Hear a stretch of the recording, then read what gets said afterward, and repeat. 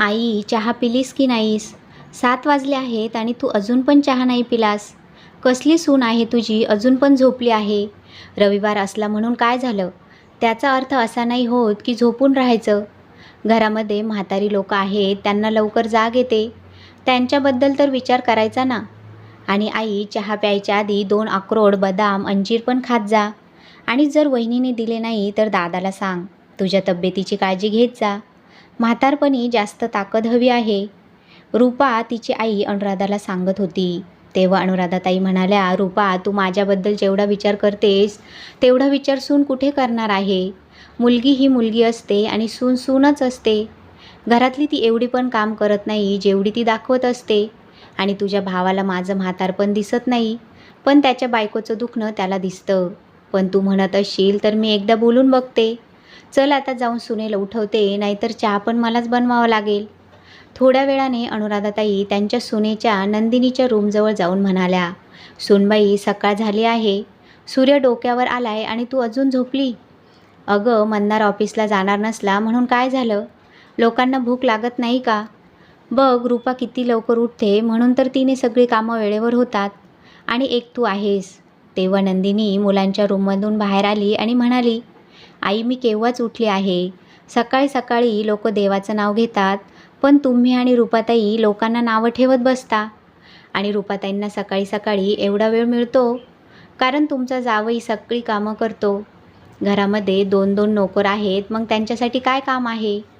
अनुराधाताईंना माहिती नव्हतं की नंदिनी उठली होती. अनुराधाताई म्हणाल्या, अगं, तू उठली आहेस. मला वाटलं तू अजून झोपून राहिली की काय.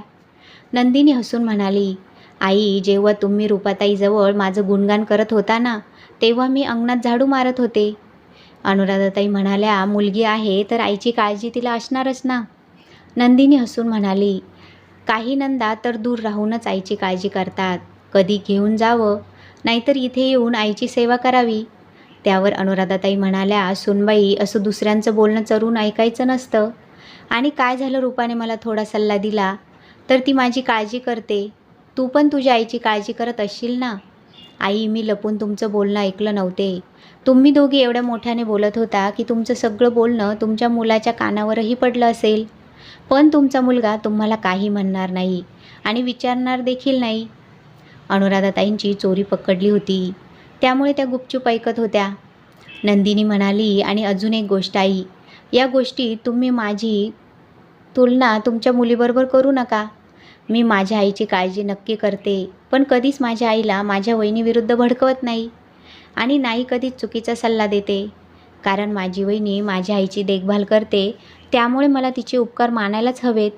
आणि जेव्हा तुम्ही गावी जाता त्यावेळी मी आईला तिथे आणून तिची सेवा करते, पण कधी माझ्या वहिनी आणि आईच्या नात्यांमध्ये दखल देत नाही. असू द्या, मी चहा बनवते, असं म्हणून नंदिनी किचनमध्ये निघून गेली. नंदिनी किचनमध्ये काम करत होती. तेव्हा मंदार त्याच्या रूममधून बाहेर आला. तेव्हा अनुराधाताई म्हणाल्या, बेटा, एक गोष्ट सांग, तुझ्या घरात माझी काही किंमत आहे की नाही? तुला माहीत आहे का, सकाळी सकाळी तुझ्या बायकोने मला किती ऐकवलं. मला तर सोडून दे, तुझ्या बहिणीसाठी पण किती बोलत होती. तेव्हा मंदार म्हणाला, आई, एक रविवारच मिळतो, आपण सगळे एकत्र बसतो. का जुन्या आठवणींना उजाळा देतेस? कडवट बोलणं गरजेचं आहे का? अनुराधाताई काही बोलणार त्याआधीच मंदार म्हणाला, रूपाला, तू काय म्हणत होतीस ते मी ऐकलं आहे. आई, एक बोलू का तुला? मुलीचा मोह सोडून दे, सुनेची आणि नातवंडांची बनून राहा, तेव्हाच सुखाने राहू शकतेस. रूपाला तुझी एवढीच काळजी आहे तर तिला म्हणावं काही दिवसांसाठी घेऊन जा, नाहीतर इथे येऊन तुझी सेवा कर म्हणावं. अनुराधाताई मुलावरती पण नाराज होऊन त्यांच्या रूममध्ये निघून गेल्या. तेव्हा नंदिनी आली आणि मंदारला म्हणाली, तुम्ही त्यांना नाराज का केलं? तुम्हाला माहीत आहे का, तुम्ही त्यांना बोलला त्याचा बदला त्या माझ्यावरती घेणार. मला घरामध्ये शांती हवी आहे. तुम्ही त्यांच्याशी बोलून घ्या. काय कमी आहे का या घरामध्ये? मी सगळ्या प्रकारे त्यांची काळजी घेते, तरी पण काही ना काही कमी काढतच असतात. या सगळ्या गोष्टीला त्या एकट्याच दोषी नाही आहेत. रूपा दिदीला पण हे समजायला पाहिजे की त्या आईला चुकीचा सल्ला देऊन त्यांच्याच आईला वाईट बनवत आहेत. मंदार, अनुराधाताईंशी बोला. अनुराधाताईंचा राग कमी झाला. मुलगा कसाही असला तरी तो स्वतःचा असतो. सुनेने कितीही सेवा केली तरी ती परकीच असते. नंदिनीला ही गोष्ट चांगलीच माहीत होती. तिला घरामध्ये शांती हवी होती म्हणून ती प्रत्येक गोष्टीला टाळत होती. वेळ असाच निघून चालला होता. एके दिवशी काय माहीत मायलेकींचं काहीतरी बोलणं झालं. नंदिनी बाजारात जात होती तेव्हा अनुराधाताई म्हणाल्या, "सूनबाई, बाजारात जात आहेस तर माझ्यासाठी विटॅमिनच्या काही गोळ्या घेऊन ये." तेव्हा नंदिनी म्हणाली, "आई, तुमची तब्येत खराब आहे का?" तेव्हा अनुराधाताई म्हणाल्या, "नाही, रूपा म्हणत होती म्हातारपणात शरीरातलं विटॅमिन कमी होतं म्हणून विटॅमिनच्या गोळ्या घ्यायला हव्यात. तू फक्त घेऊन ये." तेव्हा नंदिनी म्हणाली, "आई, रूपाताई अशी चूक कशा करू शकतात? डॉक्टरांचा सल्ला घेतल्याशिवाय कोणतंही औषध घ्यायचं नसतं. त्यांनी सांगितलं आणि तुम्ही ऐकलं." तेव्हा अनुराधाताई रागाने म्हणाल्या, "सूनबाई, तू घेऊन येतेस का मी स्वतः बाजारात येऊन घेऊन?" व तेव्हा नंदिनी म्हणाली, "आई, ना मी गोळ्या घेऊन येणार आणि नाही तुम्ही घ्यायला जायचं. संध्याकाळी मंदार येईल तेव्हा मी मंदारशी बोलते. तुमची पूर्ण टेस्ट करूया. जर कोणत्याही गोष्टीची कमी असेल तर डॉक्टरांना दाखवून त्यांचा सल्ला घेऊन मग औषध आणूया. अशा पद्धतीने औषध घेतल्यावर तब्येत खराब होऊ शकते." अनुराधाताई नाराज होऊन त्यांच्या रूममध्ये निघून गेल्या आणि लगेच मुलीला फोन करून सुनेबद्दल तक्रार करू लागल्या. संध्याकाळी मंदार ऑफिसमधून आला. नंदिनीने सगळी हकीकत सांगितली. मंदार अनुराधाताईंना समजावत होता, पण अनुराधाताई ऐकायला तयारच नव्हत्या. त्यांच्यासाठी मुलीनं बोललेला शब्द दगडावरची काळी रेष होती. दुसऱ्या दिवशी मंदारने आईच्या सगळ्या टेस्ट केल्या तर सगळे रिपोर्ट्स नॉर्मल होते. डॉक्टर म्हणाले औषधाची काहीच गरज नाही. नंदिनी मंदारला म्हणाली, "तुम्ही आईंना काही बोलू नका. सारखं त्यांना टोकत राहिलं तर त्यांना वाईट वाटेल. या गोष्टीवर एकच उपाय आहे. मी रूपाताईंशी बोलते." 2-3 दिवस अनुराधाताई नंदिनीवरती नाराज होत्या. वेळेवरती जेवण करत नव्हत्या आणि या वयात लवकरच अशक्तपणा येतो हे सगळं पाहून नंदिनीने रूपाला फोन केला. रूपा म्हणाली, "मी तर माझ्या आईच्या भल्याचाच विचार करत होती, पण तुम्हा लोकांना त्यांची काळजीच नाही." तेव्हा नंदिनी म्हणाली, "ताई, मला तुमच्याकडून ही अपेक्षा नव्हती. तुम्ही शिकलेल्या आहात. तुम्हाला तर माहीत आहे डॉक्टरांच्या सल्ल्याशिवाय औषध घेणं बरोबर नाही आणि तुम्हाला त्यांची एवढीच काळजी आहे तर कधी घेऊन जात जा. नाहीतर इथे येऊन त्यांची सेवा करत जा. लांब राहून तर सगळेच काळजी करतात." तेव्हा रूपा म्हणाली, "वहिनी, आई तुमच्यापेक्षा माझा जास्त विचार करते. ही एक गोष्ट तुम्हाला आणि दादाला आवडत नाही." तेव्हा नंदिनी म्हणाली, "ताई, काय बोलत आहात तुम्ही? सून कधीच मुलीची जागा घेऊ शकत नाही, तर ती स्वतःची एक वेगळीच जागा तयार करण्याचा प्रयत्न करत असते. मग मी पण म्हणू शकते की सेवा मी करते आणि आई तुमच्याबद्दल विचार करतात, पण मी कधीच काही बोलली नाही. तुमच्या भावावर आणि आईवर नातं चांगलं आहे, याचा मला काय त्रास होणार आहे? मला तर आनंदच होईल, कारण माझी मुलं पण पाहतील की नातं कसं मजबूत करायचं असतं. माझी एकच रिक्वेस्ट आहे, असं काहीही बोलू नका की माझ्या आणि आईच्या नात्यांमध्ये फूट पडेल. आणि मला वाटतं तुम्हालाही असं वाटत नसेल की तुमच्या आईला पण त्रास व्हावा. आणि जर तुम्हाला माझ्यावरती विश्वास नसेल तर तुमच्या आईला तुमच्याबरोबर ठेवू शकता. मला काही वाटणार नाही." एवढं बोलून नंदिनीने फोन कट केला. रात्री रूपाने अनुराधाताईंना फोन करून सगळं सांगून टाकलं. दुसऱ्या दिवशी अनुराधाताईंनी सगळं घर डोक्यावरती घेतलं. नंदिनीला खरं खोटं ऐकवलं. नंदिनी म्हणाली, "आई, मी काय चुकीचं बोलले? तुमच्यासाठी चांगलाच विचार करत आहे. जर रोज रोज कोणी आपल्या नात्यांमध्ये कडवटपणा आणेल तर आपलं नातं कडवटच होईल. तुम्हाला नाही वाटत तुमची मुलगी माहेरी आली तर जाताना चांगली आठवणी घेऊन जाईल?" एवढे सांगूनही रूपाताईंना समजलं नाही. "तर मला तुमच्या जावयाशी बोलावं लागेल. मला माझ्या घरात शांतता हवी आहे, बाकी काही नाही." एवढं बोलून नंदिनी तिच्या रूममध्ये निघून गेली.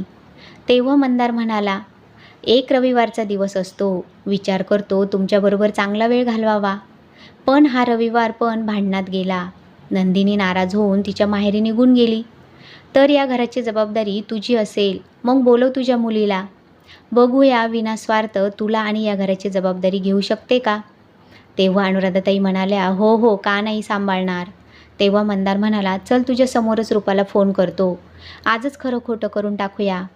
मंदारने लगेच रूपाला फोन लावला आणि फोन स्पीकरवरती ठेवला आणि म्हणाला, "रूपा, नंदिनी पिहू आणि छोटूला उन्हाळ्याच्या सुट्टीसाठी माहेरी घेऊन जात आहे. त्यामुळे तू 1 महिन्यासाठी इकडे ये, कारण मी तर जाणार नाही. माझं तर ऑफिस आहे. तू आलीस तर आई आणि घराची जबाबदारी घेशील." तेव्हा रूपा पटकन म्हणाली, मी कशी येऊ शकते? माझं पण घर आहे, माझ्या पण काही जबाबदाऱ्या आहेत. फोनवर बोलणं आणि विना नोकरांचं सांभाळणं वेगळ्या गोष्टी आहेत. तिथे येऊन सगळं घरातलं काम करायचं माझ्याकडून तर होणार नाही. आणि आईची नाटकं वहिनीच सहन करू शकते, मी नाही. मुलीचं बोलणं ऐकून अनुराधाताई चकितच झाल्या. मंदार म्हणाला, रूपा, आईसाठी तुझी एवढीच काळजी होती? अनुराधाताईंनी फोन घेतला आणि म्हणाल्या, खरं म्हणत होती सूनबाई, तू लांब राहूनच फक्त माझी काळजी करतेस. कधी तू माझी सेवा केलीस का? लग्नाच्या आधी केली नाहीस तर मग आता काय करशील? मीच मूर्ख होती. मुलीच्या प्रेमात सुनेशी नातं खराब केलं. भावाला आणि आईला खुश करण्यासाठी तरी खोटं बोलायचं होतं. जाऊ दे, खरं तरी समोर आलं. चांगलं झालं. रूपा हैराण झाली आणि आई आई करत होती. पण अनुराधाताईंनी फोन ठेवून दिला. दुसऱ्या दिवशी सकाळी रूपाचा फोन येत होता, पण अनुराधाताई फोन उचलत नव्हत्या. तेव्हा नंदिनी येऊन म्हणाली, आई, नातं टिकवणं खूप अवघड आहे. ते तोडायला एवढी घाई करू नका. शेवटी ती तुमची मुलगी आहे. त्यांना त्यांची चूक समजली एवढंच पुरेसं आहे. मला वाटतंय तुम्ही इथे राहा, नाहीतर अजून कुठे. फक्त आनंदी राहा. मला तुमच्याशी काहीच तक्रार नाही. तेवढं म्हणून नंदिनी निघून गेली. अनुराधाताईंना त्यांच्या चुकीची जाणीव झाली. नंतर जेव्हा रूपाचा फोन आला तेव्हा त्या म्हणाल्या, मी मूर्ख होती, पण तू शिकलेली आहेस. तू पण मला चांगला रस्ता दाखवला नाहीस. आता मी चुकीच्या रस्त्याने जाणार नाही. तू आता मला कमी फोन करत जा आणि सणवारालाच येत जा. आता मला माझ्या मुलाबरोबर आणि सुनेबरोबर आनंदाने राहायचं आहे. माझ्या शेवटच्या क्षणांपर्यंत मुलगा आणि सूनच माझ्यासोबत राहणार आहेत. ही गोष्ट मला माहीत आहे. तो दिवस आणि आजचा दिवस नंदिनीला कधीच अनुराधाताईंशी या विषयांवरती बोलावं लागले नाही. आता अनुराधाताई आपला सगळा वेळ मुलगा, सून आणि नातवंडांबरोबर घालवू लागल्या. मुलीबरोबर त्यांनी नातं ठेवलं, पण प्राथमिकता नेहमी आपल्या घरालाच दिली. मित्रांनो, नेहमी सल्ला त्यांच्याकडूनच घ्या जो तुमच्या नात्यांना जोडण्याचं काम करेल, नाही की तोडण्याचं. मग ती तुमची मुलगी असू द्या किंवा सून. कथा आवडली असल्यास लाईक